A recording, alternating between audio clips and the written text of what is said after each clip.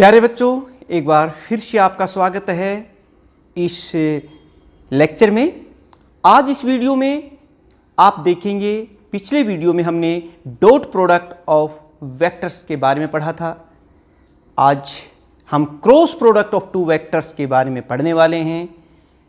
बहुत ही important article है, आप इस पूरे वीडियो को ध्यान से पढ़िएगा।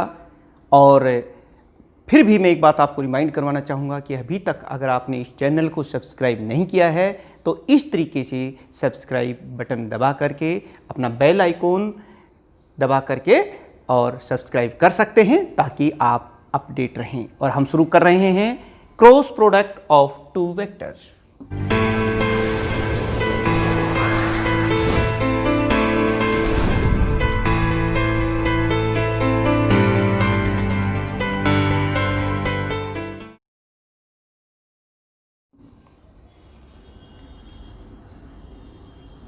Cross product of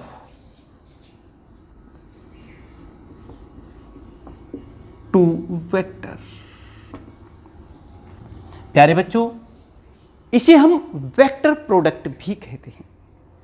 cross product of two vectors कहिए या फिर वेक्टर प्रोडक्ट कहिए, क्योंकि पिछले वीडियो में मैंने बताया था कि जब दो वेक्टर्स को मल्टीप्लाई करे वेक्टर क्वांटिटी आए तो समझ लीजिए कि उस प्रोडक्ट को हम वेक्टर प्रोडक्ट या फिर क्रॉस प्रोडक्ट कहते हैं। तो यहां से देखिए कि मान लो हमारे पास एक वेक्टर ए है और ये दूसरा वेक्टर बी है और इन दोनों के बीच में एंगल है थीटा। तो पहले डेफिनेशन देखिए बेटे, cross product of the two vectors, जिसे हम लिखते हैं इस तरीके से, cross product of the two vectors is. अब देखिए, क्योंकि मैंने पहले भी बताया कि जब दो वेक्टर्स को मल्टीप्लाई करते हैं तो एक वेक्टर क्वांटिटी आती है। और आप जानते हैं वेक्टर क्वांटिटी में दो चीजें होती हैं, मैग्नीट्यूड भी और डायरेक्शन भी। तो आप ये बात इस तरह से कह सकते हैं कि cross product of the two vector is a vector whose magnitude is equal to the magnitude product of magnitude of the two vectors and sine of the angle between them, and the direction is taken perpendicular to the plane containing these two vectors. This is the definition of cross product of two vectors. Cross product of the two vectors is a vector whose magnitude ये है is equal to the product of magnitude of the two vectors and sine of the angle between them. This gives the direction of the cross product. The direction is taken as the perpendicular to the plane containing these two vectors.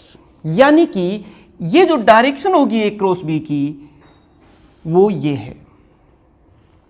अब ये बात आती है कि ये direction हम निकालेंगे कैसे। ये बहुत महत्वपूर्ण बात। डॉट प्रोडक्ट के केस में वो प्रॉब्लम नहीं थी, यहां पर वो प्रॉब्लम है। यहां पर हमें डायरेक्शन भी निकालनी पड़ेगी। तो देखिए, ये डायरेक्शन हम कैसे निकालते हैं। This gives the direction of the cross product of two vector. जैसे सपोज कीजिए जिस प्लेन में ए और बी हैं, अब मैं the direction can be determine by right hand thumb rule या फिर right hand screw rule.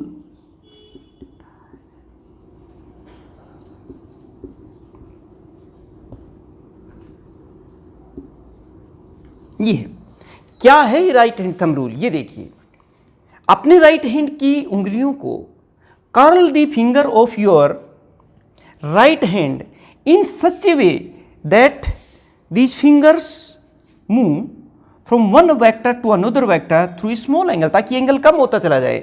Then this erect thumb gives the direction of, जैसे सपोज कीजिए ये A से B की तरफ आइए, curl the finger of your right hand so that the fingers move from one vector towards the another vector through a smaller angle, angle कम होता चला जाए। Then this erect thumb gives the direction of cross product of the two vector। ये है, ये क्योंकि हम board पर दिखा नहीं पा रहे हैं, ये ऐसे, this gives the N and it is the direction of cross product of the two vectors.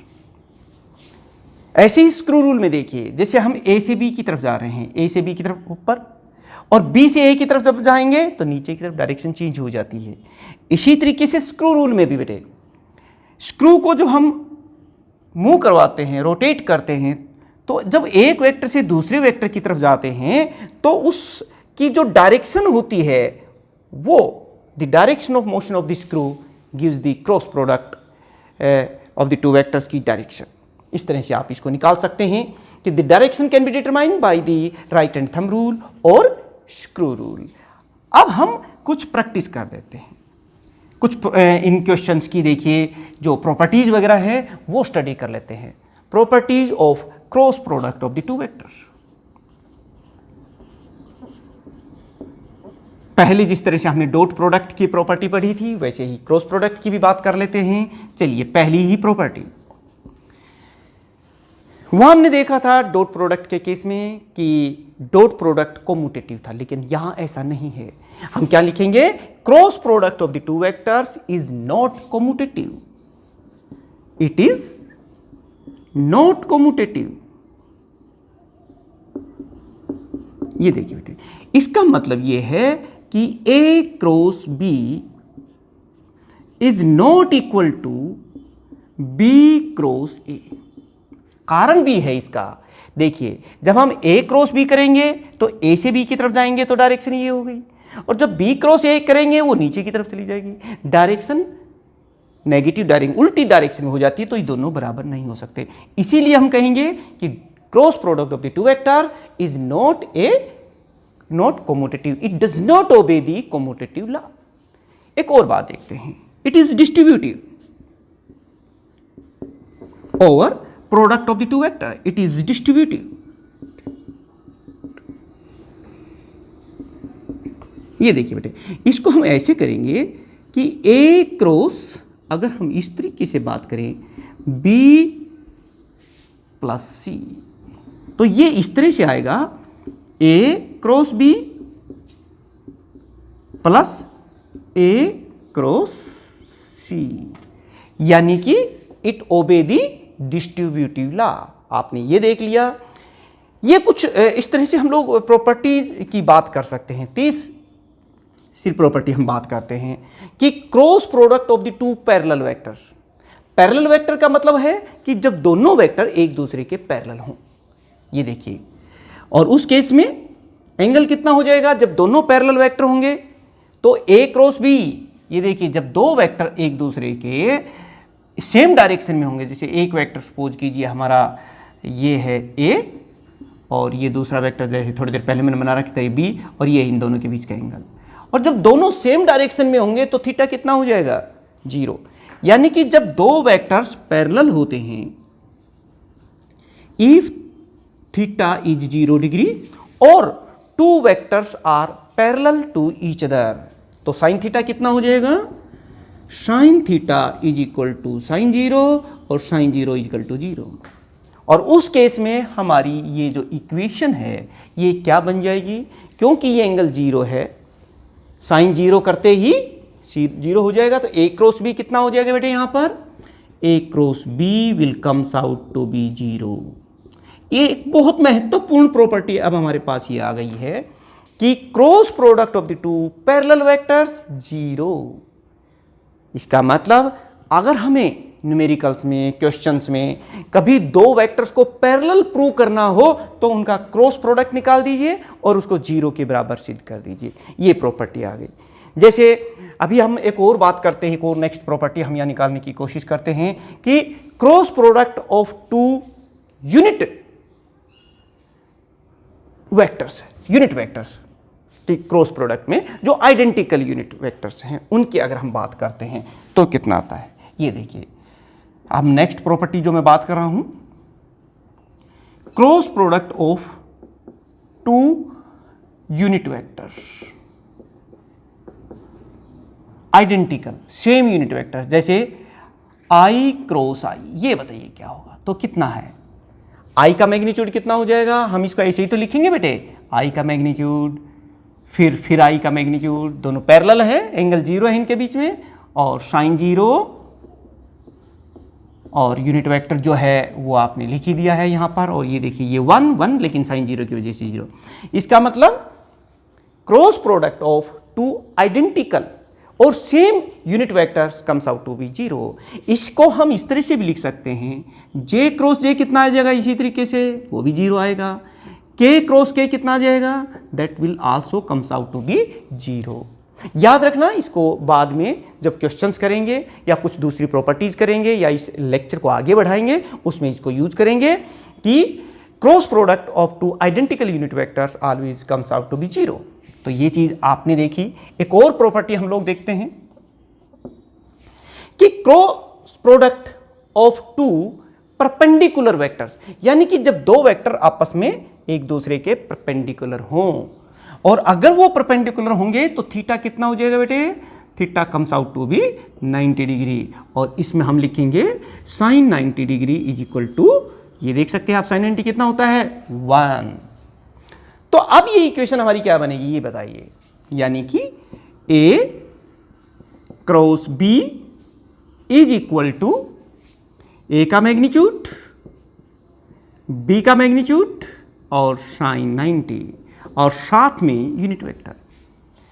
आप इसको इस तरह से लिख सकते हैं, ए का मैग्नीट्यूड और बी मैग्नीट्यूड और साइन 90 तो 1 होता है, तो इस तरह से करते हैं। अब देखिए कि अगर ये यूनिट वेक्टर्स हों, यानी कि cross product of two perpendicular unit vectors, ये चीज इंपॉर्टेंट है। यानी कि प्रोडक्ट किस किस के बीच में निकालने जा रहा हूं मैं, I cross J, cross product of two perpendicular unit vector, cross product of two perpendicular unit vectors. ये कितना होगा, ये मैं ये इसलिए कह रहा हूं कि जैसे सपोज कीजिए आई क्रॉस जे है, तो ये कितना आएगा, पहले इसी फार्मूले से निकालेंगे। आई का मैग्नीट्यूड जो कि यूनिट वेक्टर है तो 1 ही होगा, फिर जे का मैग्नीट्यूड ये भी 1 ही होने वाला है, और साथ में साइन जी 90 और यूनिट वेक्टर। बताइए आई और जे के परपेंडिकुलर कौन सा यूनिट वेक्टर होता है, यूनिट वेक्टर यहाँ पता, या तो हमें पता नहीं था ना ए भी, इसलिए हमने एन लिख दिया। लेकिन आई और जे, आई एक्स एक्सिस की तरफ होता है, जे वाई एक्सिस की तरफ होता है, और दोनों के जो परपेंडिकुलर जेड एक्सिस होता है उधर उधर यूनिट वेक्टर कौन सा होता है, के। तो वही लिख देते हैं हम यहाँ पे, और आप समझ गए हैं इसका मैग्नीट्यूड 1, इसका मैग्नीट्यूड भी 1 और ये भी 1 और साथ में के। यानी हमने देखा I cross J it comes out to be कितना आ गया, ये के बराबर आ गया है। यानी कि जो मैं बात यहां करने जा रहा हूं वो देख लीजिए आप, ये देखिए बेटे, यहां अभी अभी हमने देखा कि आई क्रॉस जे जो आया है that comes out to be K. Similarly we can find J cross K, ये आई आ जाएगा, और के क्रॉस आई ये जे आ जाएगा। लेकिन प्यारे बच्चों आई क्रॉस जे के है तो इसका मतलब ये नहीं है जे क्रॉस आई भी के होगा, क्योंकि ये कम्यूटेटिव नहीं है, डायरेक्शन बदल जाती है। आई क्रॉस जे के है तो फिर जे क्रॉस आई माइनस के हो जाएगा, यानी कि जे क्रॉस अगर हम आई करेंगे that comes out to be minus k. इसी तरीके से के क्रॉस जे करेंगे तो के क्रॉस जे करेंगे तो कितना आ जाएगा, माइनस आई, आई क्रॉस के, क्योंकि के क्रॉस आई तो जे होता है, तो फिर आई क्रॉस के क्या होता है, वो कितना आ जाएगा, वो माइनस जे हो जाएगा। अब आप कहोगे सर हम इनको याद कैसे रखेंगे, ये तो याद थोड़ा मुश्किल हो गया, कौन सा प्लस आ रहा है, कोई चीज़ माइनस में आ रही है, तो हमें कैसे पता चलेगा। तो मैं इसका एक तरीका बताता हूँ बेटे, जैसे ये आई जे और ये के, अगर हम ऐसे चलेंगे क्लॉकवाइज तो वो पॉजिटिव लेंगे बेटे घड़ी के मुताबिक। जैसे आई क्रॉस जे के, आई क्रॉस जे के, जे क्रॉस के, आई जे के, इस तरह से याद रख लेना। आई क्रॉस जे क्या आएगा, के, जे क्रॉस के क्या आएगा, आई, K क्रॉस I क्या आएगा, J। इस तरह से चल रहे हैं तो plus I J K I, लेकिन अगर रिवर्स में चल रहे हैं, उल्टा चल दिए हम, एंटी क्लॉकवाइज डलते हैं, तो फिर वो नेगेटिव साइन के साथ यूनिट वेक्टर आएगा। जैसे J क्रॉस I उल्टे चल रहे हैं, J क्रॉस I क्या होगा, minus K, I cross K minus J, K cross J, क्योंकि हम ऐसे चल रहे हैं तो माइनस I। इस तरीके से आप याद रखना कि कौन प्लस और कौन माइनस में आएंगे। तो प्यारे बच्चों, ये चीज आप लोग कर सकते हैं। साथ में ये कुछ प्रॉपर्टीज हैं और हमें अच्छी तरीके से ये पता भी होना चाहिए। प्यारे बच्चों, एक और प्रॉपर्टी समझ लीजिए और इसकी एप्लीकेशन समझ लीजिए। वो ये है कि अगर दो वेक्टर्स किसी पैरेललोग्राम के दो साइड्स को रिप्रेजेंट कर रहे हों, जैसे ये वेक्टर A है और ये वेक्टर B है, और ये दोनों किसी पैरेललोग्राम की टू एडजेसेंट साइड्स को रिप्रेजेंट कर रही हैं, तब कहते हैं कि area of this parallelogram will be equal to, ये देखिए आप खुद देख सकते हैं यहां पर, एरिया ऑफ दिस पैरेललोग्राम क्या होता है, एरिया ऑफ पैरेललोग्राम, हाँ बेटे क्या होता है वो, base multiply by base into perpendicular. अब बेस क्या है, बेस तो A है, यहां पर हमारा ये A वेक्टर है, ये वाली साइड, और परपेंडिकुलर ये है, इसको मैं PQRS कह देता हूं, तो ये SM, ये परपेंडिकुलर है, तो इसकी वैल्यू यानी SM कर दिया मैंने, ये परपेंडिकुलर है। ये कैसे निकालेंगे आप खुद देखिए, यहां पर ट्राइंगल है अब आपके सामने, इस ट्राइंगल से मुझे बताइए what is the value of sine theta. Sine theta क्या होती है, परपेंडिकुलर अपन दिस, और SM कितनी आ गई, यही तो है परपेंडिकुलर, ये हो गया B साइन थीटा। यानी कि जहां परपेंडिकुलर है उसके स्थान पर हम लोग क्या लिख सकते हैं, B साइन थीटा। ये देखिए, और ये क्या है बेटे, ए बी साइन थीटा, ए का मैग्नीट्यूड बी का मैग्नीट्यूड इंटू साइन थीटा। ये क्या है, यहां तक ये magnitude of cross product of the two vectors है, तो हम इसको ऐसे लिखेंगे ए क्रॉस बी का मैग्नीट्यूड। अब हमें पता चल गया कि magnitude of cross product of the two vectors is equal to the area of parallelogram if these two vectors represents the adjacent sides of that parallelogram।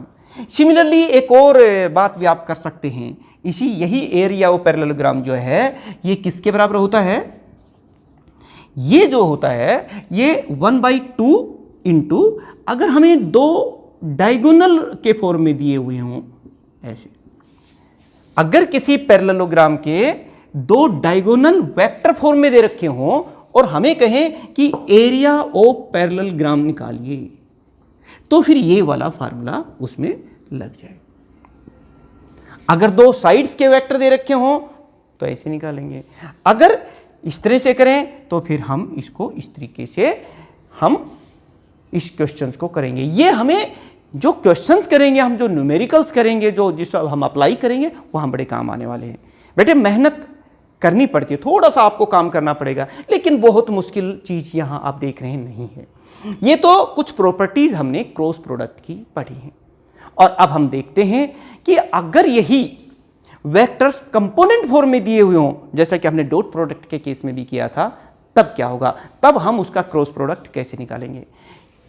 जब कंपोनेंट फॉर्म में दो वेक्टर्स दे रखे हों, जैसे एक वेक्टर आपके पास दिया हुआ है AXI plus AYJ plus AZK, और दूसरा वेक्टर दिया हुआ है B is equal to BXI plus BYJ plus BZK, और इन दोनों का क्रॉस प्रोडक्ट निकालना है, A क्रॉस B, ये निकालना है। तो प्यारे बच्चों देखिए, जब इसको इससे मल्टीप्लाई करेंगे तो पहले की ही तरह हम इसको इस तरीके से लिख देंगे, A की जगह A लिख दीजिए I plus a y j plus a z k, ये देखिए, और मल्टीप्लाई क्रॉस कर रहे हैं इसको, क्रॉस है बी एक्स आई B Y j plus B Z k, ये देखिए। इस तरीके से हम इसको कर सकते हैं। अब आप खुद देखिए कि जब इसमें 3 टर्म है और इसमें भी 3 टर्म है, जब इसको इससे मल्टीप्लाई करेंगे तो कितनी टर्म्स आएंगी? 9 टर्म्स आएंगी। जैसे पहले इसको करेंगे ए एक्स बी एक्स आई क्रॉस आई, और आई क्रॉस आई तो सेम डायरेक्शन होगी, एंगल 0 हो गया तो क्या हो जाएगा? 0। अभी अभी हम बात कर रहे थे ना कि आई क्रॉस आई क्या आएगा, ऐसे ही जे क्रॉस जे क्या आया था, पीछे हमने प्रॉपर्टी में पढ़ा था ये, और के क्रॉस के क्या आया था, ये तो 0 आएगा। यानी कि इनमें से जो आई क्रॉस आई टर्म आएगी, फिर जे क्रॉस जे टर्म आएगी, फिर के क्रॉस, वो 3 टर्म तो 0 हो जाएंगी। बाकी बच गई 6 टर्म्स, जैसे आई क्रॉस जे, अभी आप देखा था वो के बराबर है, तो बाकी की 6 टर्म्स कैसे आएंगी? उनको या तो आप इस तरह से सोल्व करें, लेकिन ये एक लेंथी प्रोसेस है, इसमें टाइम ज़्यादा लगता है। हम डिटरमिनेंट फॉर्म में इसको करते हैं। आप इसको इस तरीके से करेंगे कि जैसे ए क्रॉस बी, बहुत आसान, चाहे वो न्यूमेरिकल क्वेश्चन हो और चाहे आपको थ्योरी में आपको इस क्वेश्चन को करना हो, आपको बिल्कुल यही डिटरमिनेंट फॉर्म वाला जो तरीका है वही अडॉप्ट करना है। यहाँ क्या करोगे, यहाँ पर आई, यहाँ पर जे और यहाँ पर के लिख लेंगे, ऐसे। बहुत आसान सी बात है, क्योंकि ये लेंथी, इसमें 6 टर्म आएंगी, 3 तो 0 हो जाएंगी, 6 बचेंगी, और फिर वो सोल्व कर दोगे तो हमारे पास क्रॉस प्रोडक्ट आ जाएगा। चाहे तो आप इस तरह से कर दीजिए, थोड़ा सा इसमें समय ज़्यादा लगेगा, लेकिन इसमें समय कम लगेगा, और न्यूमेरिकल्स भी आसान। पहले हमने यहाँ क्या लिखा, आई जे के, ऐसे लिख देना। उसके बाद जो ए के जो कोफिशिएंट्स हैं, ए वेक्टर के जो आई जे के कोफिशिएंट है वो लिख दीजिए। जैसे मैंने ये लिख दिया ए एक्स ए वाई और ए जेड। फिर जो हमारे पास बी के वो कोफिशिएंट है, बी एक्स बी वाई और बी, जो आई जे के कोफिशिएंट हैं उनको आप यहाँ लिख दीजिए ऐसे, बी एक्स बी वाई और बी जेड। बस फिर क्या है, फिर तो आप अच्छी तरीके से इसको सोल्व कर सकते हैं। पहले ये प्लस के साथ लेंगे, ये माइनस के साथ, और ये प्लस के साथ, साइन के साथ। तो चलिए पहले मैं आई ले रहा हूँ, आई ले लिया है। करेंगे कैसे वो ध्यान रखें। आप जानते हैं जब डिटरमिनेंट्स को हम लोग सोल्व करते हैं तो ये क्या है, इसके रो हैं, ये क्या है, ये कॉलम है। तो जिस रो और कॉलम में आई आया है उसको छोड़ दीजिए, ये छोड़ दीजिए। देखिए बच क्या गया, ये देखिए ये बच गया ना, तो इसको इससे मल्टीप्लाई कीजिए और इसको इससे मल्टीप्लाई कीजिए माइनस साइन के साथ, जैसे ए वाई बी जेड, फिर minus sine B Y A Z, ऐसे। पहली टर्म आएगी, फिर सुन लीजिए, इस तरह से डायरेक्ट लिख दीजिए। जब हम न्यूमेरिकल अभी करेंगे थोड़ी देर बाद तो आपकी और प्रैक्टिस हो जाएगी, आपको पता चल जाएगी कैसे करते हैं। फिर चलिए पहले आई, जिस रो और जिस कॉलम में आई था उसको हमने बिल्कुल हाइड कर दिया है, छोड़ दिया है। बाकी बच गए A Y B Z minus B Y A Z, ऐसे लिख दिया। फिर जे को हम किस साइन के साथ लेंगे, माइनस साइन के साथ। फिर वही कहानी कि जिस रो और कॉलम में जे आया है उसको छोड़ दीजिए, जैसे इसको छोड़ दीजिए और इसको छोड़ दीजिए। बच कौन से गए, A X B Z, A X B Z minus sign के साथ, ए जेड बी एक्स या फिर बी एक्स ए जेड, ये। और फिर क्या लिखेंगे हम, प्लस के। प्लस के साथ कौन सा लिखेंगे, ये और ये देखिए। तो इसको इससे मल्टीप्लाई करेंगे, देखो ये दोनों हाइड कर दिया आपने, बच कौन सा गया, ये देखिए आपके सामने ये बचे हुए हैं। इनको इसको इससे मल्टीप्लाई करेंगे, माइनस साइन के साथ इसको करेंगे। यही तरीका होता है, A X B Y minus B X A Y. इस तरीके से डायरेक्ट सोल्व कर सकते हैं। ऐसे सोल्व करेंगे इन टर्म्स को जीरो करते हुए, कुछ एक को पॉजिटिव कुछ को नेगेटिव रखते हुए, तो भी यही आएगा। आप करके सकते, 6 टर्म बचेंगे ना, 2 ये हो गई, 2 ये और ये, और 3 टर्म जीरो हो गई थी। तरीका वही है, लेकिन ये थोड़ा सा आसान और थोड़ा सा टाइम बचाने वाला प्रोसेस है। इस तरीके से डिटरमिनेंट फॉर्म में आपको करना है। अगर कंपोनेंट फॉर्म में दे रखे हों तो आप इस तरह से, और ये देखिए बेटे, क्रॉस प्रोडक्ट ऑफ 2 वेक्टर्स के केस में आई जे के सब आ रहे हैं, यानी कि cross product of 2 vectors gives a vector quantity. That is why cross product of the two vectors is called vector product also. सवाल बिल्कुल सीधा पूछ सकते हैं कि why the cross product is called vector product? It is called vector product because the cross product of two vectors give a vector quantity. That is why it is called vector product. Cross product भी हम इसको कहते हैं. हाँ, तो प्यारे बच्चों, देखिए आपने अभी क्रॉस प्रोडक्ट की थ्योरी पढ़ी है. अब उसको अप्लाई कीजिए, उसके न्यूमेरिकल्स कीजिए बिल्कुल सिंपल वे में. जैसे find the cross product of the two vector. अगर आपको कंपोनेंट फॉर्म में दो वेक्टर्स दे रखे हों और क्रॉस प्रोडक्ट निकालना हो तो बहुत आसान है. अभी मैंने बताया था ना डिटरमिनेट फॉर्म में, बिल्कुल वही चीज़ आप यहाँ पर कीजिए. यानी आप इसको कैसे सोल्व करेंगे, ये देखिए. आप करेंगे ए क्रॉस बी और डिटरमिनेट फॉर्म में ले लीजिए. सीधा टाइम बचेगा और आसानी से हो जाएगा, गलती होने के चांस कम.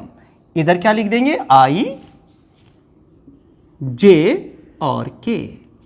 फिर ए के जो कोफिशिएंट्स हैं आई जे के वो लिख दीजिए. जैसे यहाँ लिखे हमने 2 3 1. फिर यहाँ पर बी के जो आई जे के कोफिशिएंट्स हैं वो लिख दीजिए. जैसे यहाँ 1, यहाँ -1 और यहाँ पर 2. और फिर इसको सोल्व करना शुरू कर दीजिए पहले की तरह. इसको प्लस के साथ लेंगे, इसको माइनस के साथ लेंगे, इसको प्लस के साथ लेंगे.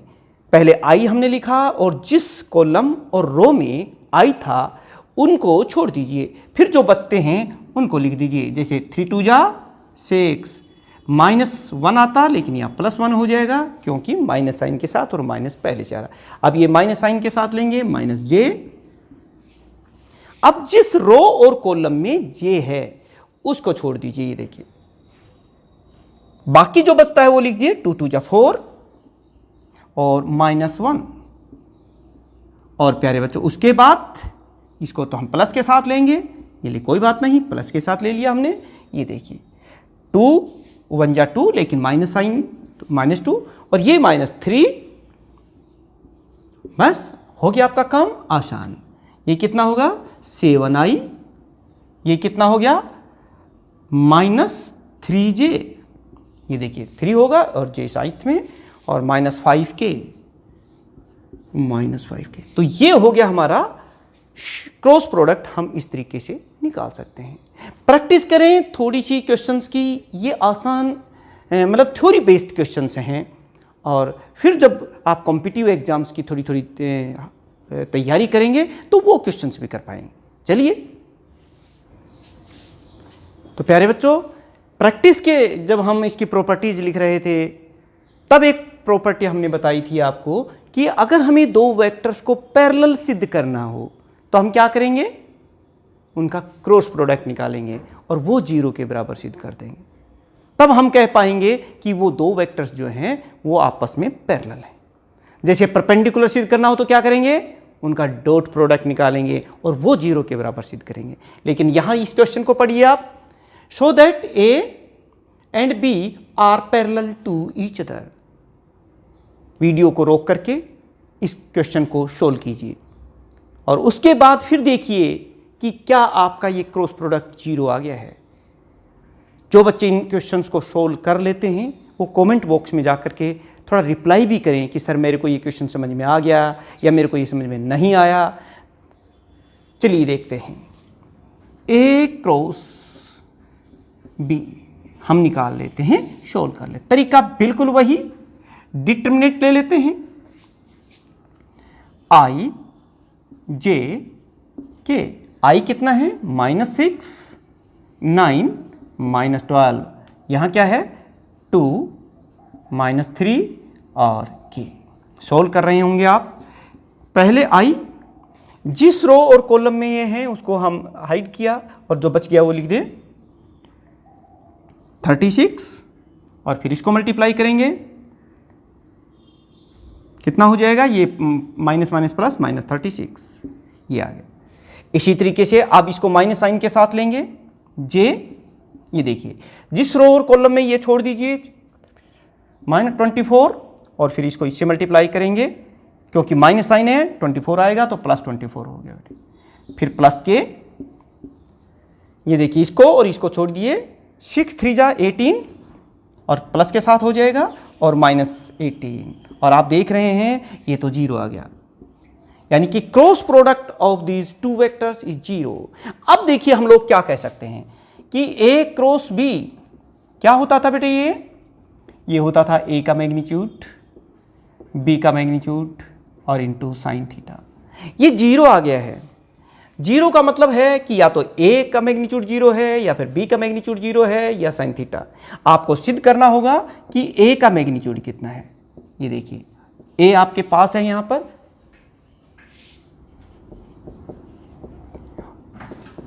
आप देख रहे हैं कि ये तो 0 नहीं है। इसी तरीके से आप कह देंगे B का जो वो भी देख सकते हैं 4 मैग्नीट्यूड 3 3 जा 9 और ऐसे ही 6 ने, और ये भी 0 नहीं है। यानी कि cross product of the two vectors ये 0 है। इसका मतलब ये 0 होना होगा या फिर ये, इन तीनों में से कोई एक चीज 0 जरूर होगी। नहीं, लेकिन हमने सिद्ध कर दिया ना A 0 है का मैग्नीट्यूड 0 है ना B का मैग्नीट्यूड 0 है, तो फिर क्या चीज 0 है? फिर तो साइन थीटा ही बच गया। यानी कि साइन थीटा ही 0, और ये 0 तब होगा जब थीटा 0 होगा। यानी कि दो vectors, vector A and B are parallel to each other, ये एक दूसरे के पैरेलल हैं। प्यारे बच्चों, इस तरह से जब भी आपको दो वेक्टर्स को पैरेलल प्रूव करना हो तो पूरे तरीके से इस तरह से कीजिए। थोड़ी सी प्रैक्टिस के बाद आप बहुत आसानी से इस टाइप के क्वेश्चंस को कर पाएंगे। इसको भी ट्राई कीजिए। The diagonal of a parallelogram are given by these two vector. एक ये वेक्टर है, एक डायगोनल ये है और एक डायगोनल ये है, और आपको एरिया ऑफ दैट पैरेललोग्राम निकालना है। यानी कि ये कुछ इस तरीके से है। ये हमारे पास पैरेललोग्राम है, इनके ये A B C D कोई पैरेललोग्राम है, और ये डायगोनल है। एक डायगोनल ये है और एक डायगोनल ये है। मैंने जब प्रॉपर्टीज हम लोग बता रहे थे वहाँ बताया था कि अगर डायगोनल दिए हुए हों वेक्टर फॉर्म में और हमें उस पैरेललोग्राम का एरिया निकालना हो तो वो किसके बराबर होता है? देखिए बेटे, हम जानते हैं एरिया ऑफ पैरेललोग्राम ये होता है 1/2 D1 और D2 क्रॉस प्रोडक्ट और इसका सिर्फ मैग्नीट्यूड, और ये आ जाएगा एरिया ऑफ पैरेललोग्राम। तो चलिए, हमारे पास ये D1 वेक्टर है और ये D2 वेक्टर, ये दोनों डायगोनल्स हैं। तो फिर ये कैसे निकालेंगे? हम पहले निकाल रहे हैं D1 क्रॉस D2। दोनों वेक्टर्स आपके पास गिवन है। D1 कितना है वो देख लीजिए। D1 वेक्टर ये डायगोनल 1 है जो इस वेक्टर के रूप में लिखा जा रहा है 3i plus j plus k, और जो D2 वेक्टर है वो देखिए क्या है, this is D2 and it is equal to i minus 3j और प्लस 4k। अब इसका हमें क्योंकि क्रॉस प्रोडक्ट निकालना है, ये i, ये j और ये k, तो i j k इस तरह से हम जो इस वेक्टर के i j k के कोफिशिएंट है पहले हम उसको लिख देते हैं, जैसे 3, जैसे 1 और जैसे k 1। अब इसके कोफिशिएंट लिख देते हैं i j k। ये कितना है? इसका कितना है कोफिशिएंट? 1। इसका कितना है? -3। और इसका कितना है? 4। इसको सोल्व कर दीजिए। सबसे पहले हम i लिख रहे हैं, ये देखिए सोल्व करें तो 4 1 जा 4 माइनस 3 1 जा 3, पर माइनस साइन के साथ 3 हो जाएगा। इसको हम किसके साथ लेंगे? माइनस के साथ, तो माइनस j ले लिया बेटे। ये देखिए, अब जिस रो और कॉलम में j है उसको हम हाइड करेंगे। 3 4 जा 12 -1, और फिर k के साथ प्लस k, और फिर देखिए आप इसको इस तरह से कर सकते हैं ये देखिए 3 3 जा 9 -9 और फिर माइनस साइन के साथ 1, ये देखिए 3 3 जा 9 माइनस और -1 था ये, और इस तरीके हमारे पास कितना आ गया 7i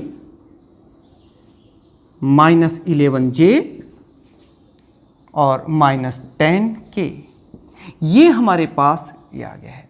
लेकिन हमें इसका मैग्नीट्यूड निकालना, एरिया तो स्केलर क्वांटिटी है ना, तो इसको हम कैसे करेंगे, ये इस तरीके से कर लेंगे। इसका मैग्नीट्यूड निकाल दीजिए, d1 वेक्टर क्रॉस d2, और इसका मैग्नीट्यूड कितना आएगा वो आप देख सकते हैं। इसका स्क्वायर 7 स्क्वायर 49, 11 स्क्वायर 121 और 10 का स्क्वायर 100, और इस तरीके से आप इसको ऐड कर दीजिएगा। और साथ में क्योंकि ये एरिया नहीं है, एरिया पैरेलल क्या आएगा हाफ, और इसको हम हाफ से डिवाइड और कर देंगे 1/2 and it is equal to 2। और जब आप इसको करेंगे तो आप खुद देख सकते हैं कितना होगा यहाँ पर 9 1 10, फिर 2 4 6 7 और 1 1 2 और साथ में डिवाइड बाय 2। तो दिस इज स्क्वायर यूनिट्स के अंदर जो है एरिया है, this is the area of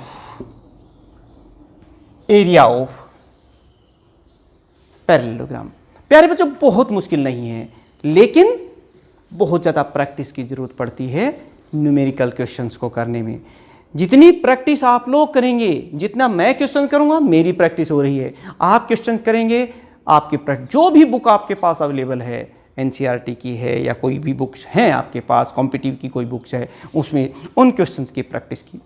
लेकिन फिजिक्स के लिए, फिजिक्स की डाउट्स के लिए आप कांटेक्ट में रहिए अपने इस चैनल के साथ। तमाम जो फिजिक्स की प्रॉब्लम्स हैं, क्वेश्चंस हैं, सभी कॉम्पिटिटिव एग्जाम्स के लिए वो हम यहाँ इस चैनल के माध्यम से आपकी सोल्व करना की पूरी कोशिश करेंगे। तो प्यारे बच्चों, आप पूरा पेशेंस जिन बच्चों ने इस समय तक दिखाया है, मैं निश्चित तौर पे कह सकता हूँ कि वो निश्चित ही आगे बढ़ेंगे और अपने उस एम को, उस लक्ष्य को वो ज़रूर अचीव करेंगे जो उन्होंने सोच रखा है। हिम्मत जी के जो दिखाते हैं वही आगे बढ़ते हैं। तो प्यारे बच्चों, मिलते हैं नेक्स्ट वीडियो में, और तब तक जो है आप इस आइकॉन को दबा करके जो आपके सामने दिखाई दे रहा है, आप इसको सब्सक्राइब कर दीजिए और आगे शेयर भी कीजिए। बहुत बहुत धन्यवाद।